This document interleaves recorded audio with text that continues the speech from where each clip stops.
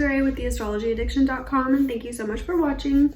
Today's video is going to be on Mercury through the 12 houses of astrology. Mercury is our communication style, our mental processing, how we think, and just generally our communication style. So through the houses, Mercury also is the messenger. It brings us news. It shows us areas that we are more curious about, that we would prefer to study, or that we might find, a really great interest in, or that even we can have a lot of activity because Mercury is such a quick moving planet. So when it's in that house for you, it will bring just more stimulation and more activity. So if you're interested in hearing more, please keep watching. Please also like this video and subscribe to my channel. Also hit the bell notification so you're notified when I do post new content. And please also comment your feedback below and any video ideas that you might have for me. Now, Mercury in the first house. So your first house is with your ascendant, of course. And so you will be known as someone who is communicative, chatty, sometimes gossipy, sometimes intelligent, someone who is just known for their mental capabilities and for their speech, what they say. People may think that you are an opinionated person, someone who speaks their mind, and you may definitely in general just be more chatty, depending on which sign it's in. You can also have a lot of high level of activity and like physical activity because your first house is your spirit, your body, your physical being. So you can be someone who maybe likes like rigorous physical exercise, maybe that you like to run, or you like to just kind of move in a faster way. Since Mercury is so fast moving, you probably would be someone who enjoys high intensity physical exercise. And also that you need to be mentally stimulated in what you're doing physically. So whether that is at your job or with a partner or just overall in general, mental stimulation is really important for you. Now, Mercury in the second house. The second house for you, this is, the second house is your personal possessions, your finances, your livelihood, how you make a living. So, how you may move about and collect things. You might be someone who does like to collect items. Maybe you have a lot of physical like possessions. You're someone who collects makeup or collects art or collects sports cards or just any type of little item. Since Mercury just shows where you will have many things, you probably are just someone who likes collectibles, likes to have a lot of things. You probably put a lot of value on your physical possessions and put value in the home that you've built, maybe in your cars, your clothes. Maybe you're someone who just really thinks highly of people in society that have more. Your ideas also can get you far in life. So if you are someone who maybe writes a book or teaches or shares your knowledge, you can make, possibly make some money off of these things. So if you have, put in the work to study topics or even topics in regards to how to make money or how to just live a really great life and how to manifest things that you want, you could be someone who can teach people that and can communicate that really well. You can maybe also have people that come into your life. Since Mercury does bring in, people or messages, you can have people come into your life that help you with your finances. Now, the third house is your siblings, relatives, local travel, how you learn in your early stages of life. So having Mercury here would definitely show that you probably have a lot of siblings or that you have a lot of, high mental connection, high level of communication with your siblings. I would see this being, someone who calls their sister or their brother daily to discuss, everything that's going on in their lives on a day-to-day basis, or you just have a really strong mental connection with them when you're together. You might also be someone who really enjoys traveling, within your community, within your state or your neighborhood, and, just being a part of your community and traveling around, getting to know your neighbors and things like that can, really feed that intellectual need that you have for connection. You could also be someone who in your early stages of life, when you were growing up in, preliminary school, elementary school, middle school, that you picked up on topics quickly because the third house, again, is where you learn in those preliminary stages. So having Mercury there, you may have been someone who, got great grades when you were younger, or who just learned, quickly. Maybe you were more advanced for your age. Maybe you were someone who was walking and talking and just learning things from a very, very early age. Now your 4th house is your parents, your home, your nurturing, family. It's where the IC is at. So this is your family lineage and your, your patterns of your familial line. So having your Mercury here, you can definitely have a lot of activity going on with your parents. Maybe you had a really tumultuous relationship with them or a great relationship with them. It just increases the activity there. So you can have a lot of possible like mental connection with your parents, with your mother. Maybe you're someone who calls your mom every day for advice. You really want her opinion, you want her validation, or your father's even, and you want to talk through everything, like all of your life plans, your goals. You can just really want to get that out there with them and talk about things.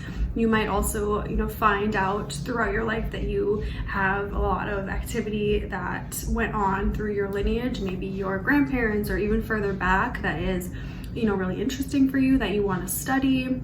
You can be someone who puts together your family tree online or whatever, and you just finds that really, really interesting. You can also be someone who does just really enjoy being at your house, in the home. You enjoy building a home, you enjoy having people over to entertain, and creating a home space that is really fun and lively. And also maybe you're someone who likes to learn in your home, you like to read at the home, you like to maybe have study groups in your home, or just anything that you can get your mental, processing going. Maybe you want to write a book or something like that, and the home is the, best place for you to do so. Now your 5th house is children, hobbies, romance, good fortune, things like that. So having your Mercury here, I could definitely see you having a lot of children or wanting to adopt many children. Maybe you really like to work with children in some way, or that you work in childcare or early education, or just education in any sort with younger children. You can definitely just have a great level of like empathy for kids. Maybe you want to work in social work and help children. You want to maybe do psychology with children. I know a few people who have this, that do like social work with children in their homes. So just taking that to the next step. You can also be someone who, has a lot of hobbies that are mental, like doing something like Scrabble, or, just something where there's like a higher level of like mental activity. Maybe you enjoy like math problems or quizzes, or something like where you have to use, you have to always keep your mind really sharp in your hobbies. I would say maybe you're more like, which side of the brain is more analytical? I think it's the left side, but you're like more like analytical, and that is kind of what you find fun in like your hobbies. This can also show that you have a high level of need for mental stimulation in your romantic partnerships. You may need to have many romantic partnerships to satisfy you, because Mercury does, it's so fast moving, it wants to experience everything, so it may take you longer to settle down, because that's really where you find a lot of your fun and your excitement, and your mental stimulation is through romance and through having new partners. Now your 6th house is your daily hobbies, your daily activities. It can be sickness, injuries, things of bad fortune. So when you have your Mercury here, you can maybe be someone who enjoys studying illness, studying like healthcare, or studying how to help people maybe with mental or physical injuries. Maybe you want to be a doctor or a healthcare worker, or even someone in a psychological field. You can possibly also have more activity in that area. So maybe you, or someone in your life has constant little accidents that happen to them. It doesn't have to be anything serious, but just a little more clumsy. Mercury just kind of bubbles up that area and draws more attention to it. You can also be someone who really just finds joy and happiness, mental happiness, through having a nice scheduled daily routine. You might be someone who has a planner, and you really like to detail out all of your daily tasks, your goals, they put things out on a daily, weekly, monthly, and yearly basis to achieve your goals. And that can be something that you find just really stimulating. Even sharing those ideas, maybe you work in some type of a field where you're able to help people plan things. Like you could be really great at planning out different types of events, or planning out, you know, activities, conferences, or just anything, like any type of planning, scheduling. That can be something that you have a lot of, you know, strength in, and that you're able to contribute a lot to. Now, the 7th house is your marriage house, your spouse, your relationships, contracts, open enemies. So that is a lot to, you know, dive into. Now, when your Mercury is there, you can be someone who you really needs like a strong mental connection with a partner that you are either friends with or in a romantic relationship with. You know, maybe are attracted to people for what they give you mentally and what kind of mental connection you have with them. You wouldn't just go for someone who is attractive on the outside but is like, you know, nothing up there. So your marriage partner, your close relationships, business partnerships, you really value people who are intelligent, who think things through, who, you know, think before they speak, think before they act. And that's something that is just very important to you in your relationships. Now, also, this can bring a lot of like contracts. There can be a lot of contracts throughout your life. You know, the average person maybe has, you know, a few contracts, like they buy their house, they sign their mortgage, they sign their marriage license. They maybe don't work directly with contracts as much, but you, when you have Mercury here, you can have a profession or have some type of activity, like even on a daily basis, where you're writing contracts or you're, you know, you're signing contracts. You just have a lot more activity there in the business partnerships realm and with contracts. So I have this placement actually, and I've been working in contracting and like, you know, writing contracts myself since I was probably 20. So for about 6-7 years now. And I've continued that through every profession that I've had, you know, helping people with contracts. And, you know, your partnerships as well with your business and with your career can be really related. You know, the partnerships that you make with people and the networking that you do can be super crucial for your 10th house, you know, since that's in a square aspect, and your Mercury is there. It can bring more importance to those networking experiences that you have, and, you know, the outcomes that relate to your career. So also, this can even increase the level of open enemies that you do have. You know, people might be upfront with you about not liking you, or they might be, you know, willing to come to you and confront you about something. Maybe in your earlier life, especially, you know, teenagers and, you know, younger people usually have more interactions like that. So there can be just more chance for you to experience people expressing their dislike for you and wanting to, you know, be aggressive towards you possibly, or just even want to just say words to you and just, you know, tell you how they feel. Now, in the 8th house, this is your death, inheritance, taxes. Well, not necessarily your death, but death, inheritance, taxes, you know, any transformative things that happen, darker things that happen to you can possibly come through the 8th house. So when you have your Mercury here, you can maybe be someone who is really interested in studying the occult, studying more dark topics. Maybe you're like a mortician, or you are really into like science of some sort that is like forensic, or even just things that are underground. You know, you can be someone who enjoys studying the earth or studying hidden things, maybe mysteries. That can be something that is really mentally like stimulating for you. Maybe you like to watch documentaries or horror films or something like that. You can also maybe have more activity with your inheritance and with taxes. Maybe you work in taxes, or you, you know, work with law of some sort, like inheritance law or things like that, where you're directly affected by it more than other people, because Mercury, again, brings more activity to that area. Or maybe you work in some type of a field related to death, or that's just something that you're very interested in, especially interested in studying or talking about, learning about. You can be someone who really enjoys reading, you know, books on those types of topics, occult topics, mystery topics, magical things, just anything that is a little more mysterious and hidden.